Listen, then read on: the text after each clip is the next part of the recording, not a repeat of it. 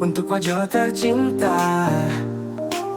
Podcast Polis Wajo, suarakan harmoni. Persatuan kita takkan pernah terganti.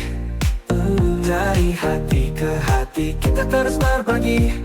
Damai dan aman, tujuan abadi. Halo sahabat Polres Wajo, apa kabar hari ini? Saya Ibda Jumawan bersama dengan Ketua KPU Kabupaten Wajo, Bapak Andi Rahmat Munawar, sudah berada di depan saya. Apa kabar Pak? Alhamdulillah baik. Alhamdulillah baik. Jadi terkait masalah kita yang kami bahas ini terkait masalah tema Pilkada Damai tahun 2024. Ini seluruh Indonesia itu melaksanakan pilkada serentak. Jadi langkah-langkah yang harus kita ambil jelas kita persiapkan sejak tahun 2023 itu. Jadi di sini dalam hal peran utama KPU dalam memastikan pilkada berlangsung damai dan berjalan dengan adil itu Pak, apa peran dalam utama ini KPU. Baik, Assalamualaikum warahmatullahi wabarakatuh. Waalaikumsalam. Izin menyampaikan bahwa kami di KPU ini bekerja berdasarkan aturan. Iya. Tentu saja agar pilkada ini berjalan dengan lancar, aman, dan tertib. Kami harus memastikan bahwa apa yang dilaksanakan KPU ini on the track sesuai dengan aturan. Iya. Dan begitupun sampai di jajaran kami.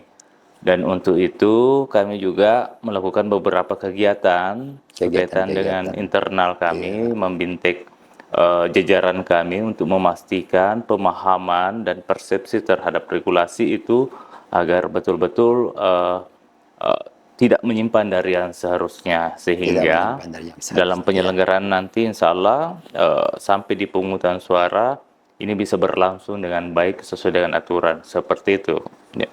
Jadi binteknya sudah berlangsung, sudah diberikan pemahaman kepada yang badan ad hoc tersebut. Iya, siap. Setelah dilaksanakan secara berjenjang sampai KPPS. Ya. Jadi dalam hal ini bagaimana KPU menjaga netralitasnya selama pilkada ini agar tidak memihak kepada salah satu calon atau kelompok tertentu. Baik. Gitu, Pak. Baik. Jadi netralitas ini salah satu asas penyelenggara pemilu atau pilkada. Jadi secara hukum kami diikat untuk berlaku dan bersikap bertindak netral. Dan namun demikian kami juga berusaha menekankan untuk terlihat netral. Jadi walaupun secara sikap, tindakan dan perilaku kami netral, tapi kalau tidak terlihat netral kan juga itu bisa menimbulkan persepsi negatif di publik. Untuk itu kemudian ada cost yang harus dibayar, yaitu otomatis pergaulan kami selama pelaksanaan penyelenggaraan tahapan ini itu dibatasi. Iya, jadi misalnya kalau sebelum tahapan kami bisa bergaul dengan siapa saja, foto dengan siapa saja, tapi memasuki tahapan ini kami harus batasi, terutama teman-teman yang mungkin atau keluarga atau bahkan keluarga kami yang masuk pada salah satu tim. Termasuk juga izin menyampaikan gestur-gestur tertentu yang bisa saja dianggap berpihak pada salah satu calon misalnya, itu kami juga tinggalkan selama tahapan ini.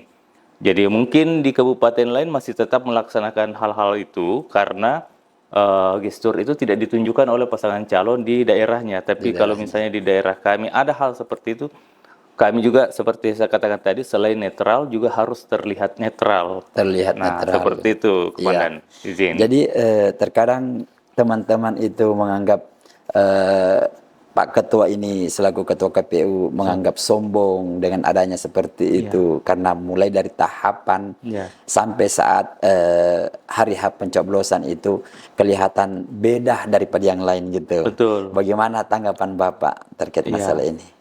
Ya, tentu kami berusaha untuk menjelaskan bahwa posisi kami sebagai penyelenggara itu harus memang seperti itu. Dan juga izin juga menambahkan tadi, misalnya pergaulan. Iya. Pergaulannya ke misalnya yang teman-teman yang suka ngopi kan atau Suka apa. ngopi, ya. Itu tidak boleh sembarang ngopi.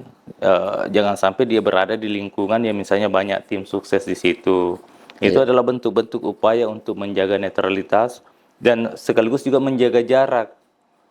Namun kemudian tidak berarti silaturahmi kami putus sama sekali, Iya. tidak, hanya kemudian untuk memastikan bahwa penyelenggara ini menyelenggarakan pilkada betul-betul netral. Betul-betul Ya, netral. kira-kira seperti itu. Jadi terkadang seperti itu bahwa kita ketemu di warung kopi. Mungkin lebih bagusnya kalau misalnya ketua KPU dengan komisionernya ataukah penyelenggara pemilu ini harus ada tempat kopinya khusus gitu. Betul, betul. Itu bahwa di dekat kantor misalnya seperti itu supaya untuk menjaga netralitas dalam hal ini penyelenggara pemilu. Kemudian yang di sini langkah-langkah yang diambil KPU untuk mencegah terjadinya konflik antar pendukung calon dalam pilkada. Itu Pak, langkah-langkah apa yang diambil?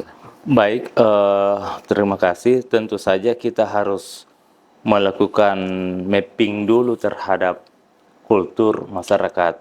Kulturnya. Tentu Wajo ini dengan 14 kecamatan secara umum tentu punya karakter yang berbeda kalau secara spesifik. Namun secara umum kita beruntung ini di Wajo relatif masyarakatnya lebih damai gitu.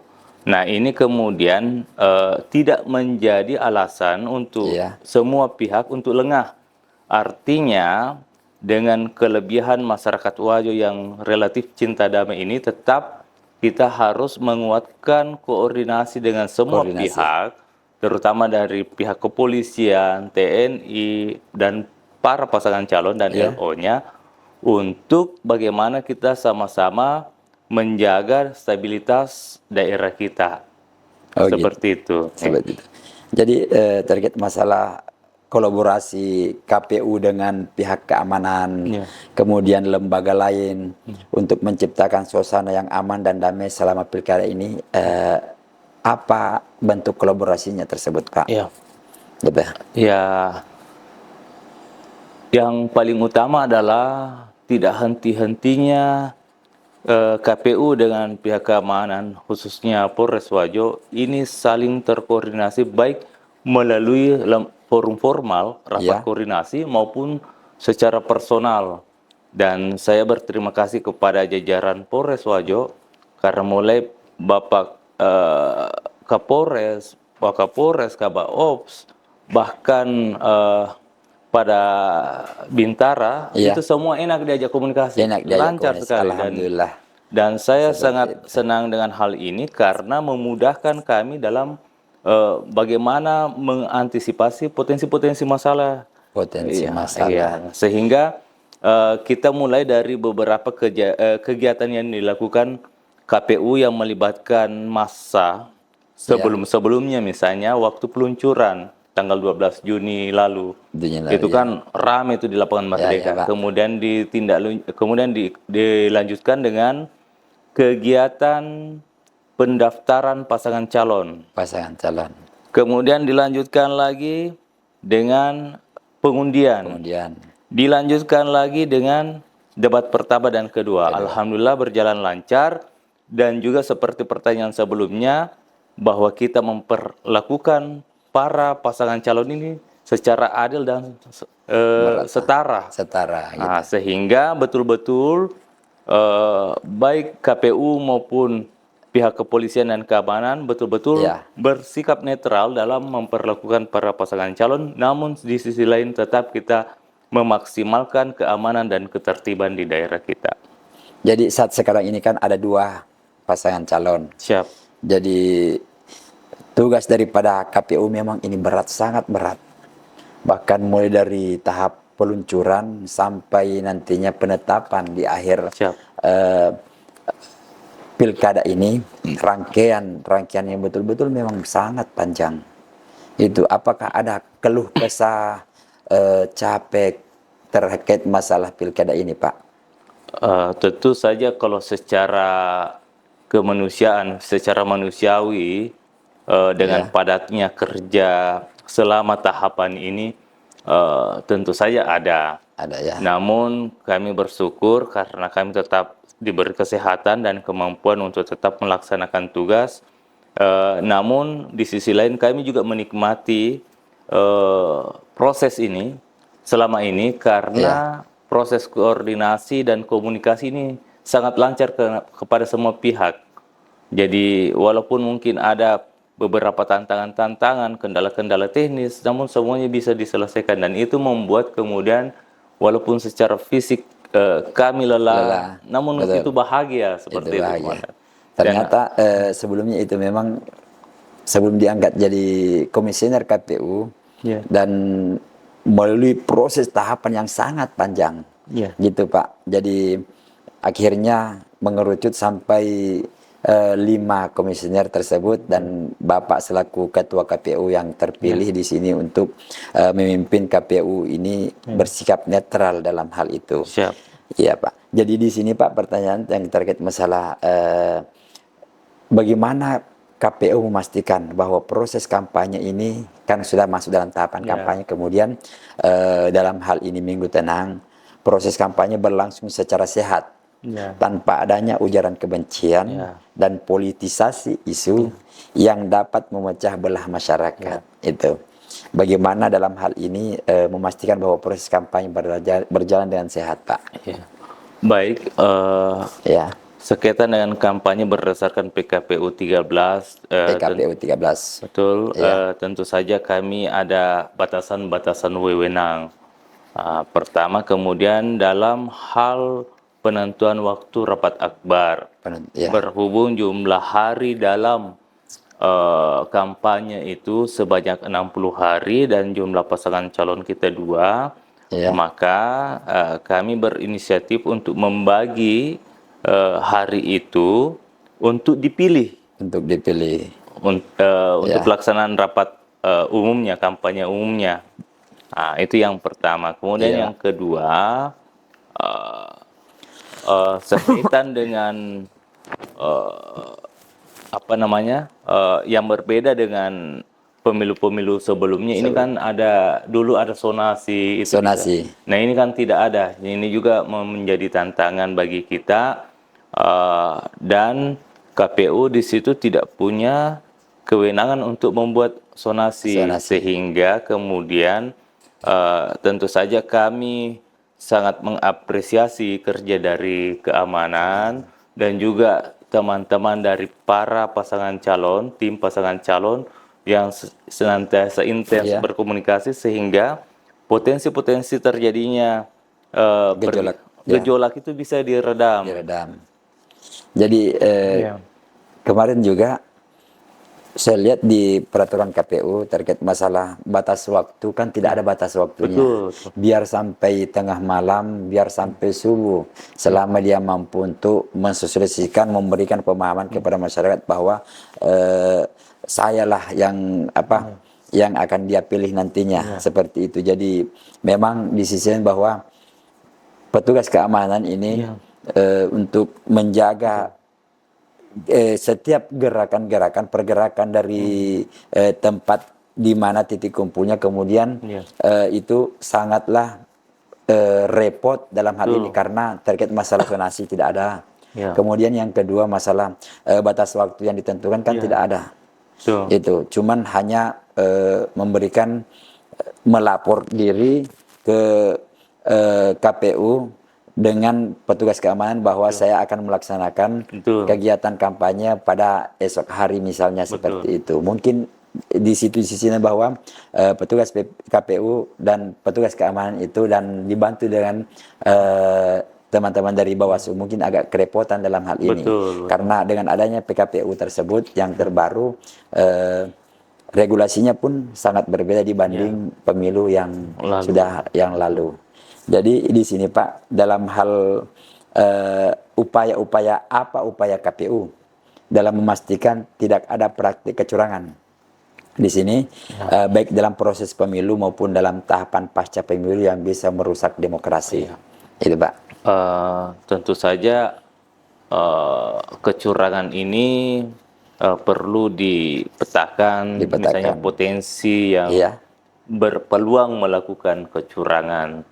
Nah, kalau berada dalam wewenang kami, tentu kami bisa bertindak di situ. Namun kalau berada di luar wewenang kami, tentu kami juga tidak bisa. Nah, misalnya kan apakah ada potensi jajaran ad hoc kami itu melakukan kecurangan? Nah, hal itu kemudian kami mencoba mengantisipasi dengan semaksimal mungkin dengan senantiasa menjelaskan kode etik penyelenggara, kemudian dari beberapa bintek juga ditanamkan, dan juga konsekuensi jika memang penyelenggara melakukan kecurangan. Nah, ini yang kami tentu saja punya kewenangan ke jajaran kami untuk menyampaikan dan mencegah hal ini terjadi. Dan tentu saja kita tidak meminta-minta, kalaupun terjadi hal seperti itu pada jajaran kami dan memang terbukti dan seterusnya, jika ada rekomendasi misalnya dari Bawaslu untuk ditindaklanjuti, ya kami akan menindaklanjuti hal tersebut. Jadi sejauh ini badan ad hoc yang ada di bawah jajarannya KPU sudah memahami terkait adanya dampak nantinya pada saat ada kecurangan-kecurangan tersebut, baik di dalam internal maupun eksternal tersebut. Yaitu sudah diwanti-wanti dan sudah diwaspadai. Kemudian kita lakukan sosialisasi berjenjang sampai di tingkat KPPS. Itu. Silakan Pak, kita cicipi kopi. Yang ini merupakan secangkir kopi, sejuta kenikmatan. Jadi kami hidangkan memang sengaja dingin, bahwa menunjukkan bahwa pilkada tersebut yang kita lakukan bersama ini tidak panas, malah lebih dingin, sedingin kopi yang kita seduh hari ini. Untuk Wajo tercinta, podcast Polis Wajo suarakan harmoni. Kesatuan kita takkan pernah terganti. Dari hati ke hati kita terus berbagi. Damai dan aman, tujuan abadi.